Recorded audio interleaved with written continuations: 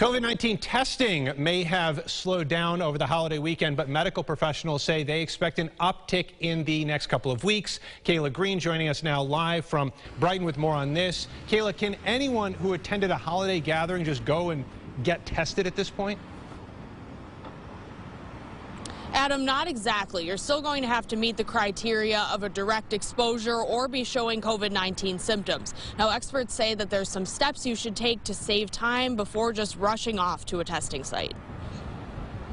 We definitely are concerned about what the holiday bumps will look like. Rebecca Alley is the Vice President and Chief Nursing Officer for Ambulatory Services at Rochester Regional Health. For people who may have gathered with friends and family over the holidays and want to get tested just to be safe, Alley says screening testing isn't recommended. Anything related to the need for testing, we very much encourage you to call your primary care provider first.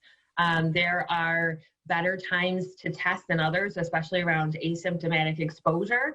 She says a COVID test is a point in time. If you are infected, she says the test shows whether your viral load is high enough to come back positive. And so you may have attended a holiday gathering, 3 days ago, could have potentially been exposed to COVID, but if I tested you today, you may not come back positive yet. We know that there's a 14-day window that we have folks quarantine if they have a direct exposure. If you don't have a known exposure, all that test is really telling you is that you are COVID negative or positive in that moment in time. If you believe you've been exposed, you'll still need to meet the criteria of a direct exposure to be tested. A cumulative 15-minute period in 24 hours, unmasked contact, at least one or both individuals indoors in a 24-hour period of time is the sort of technical definition of direct exposure.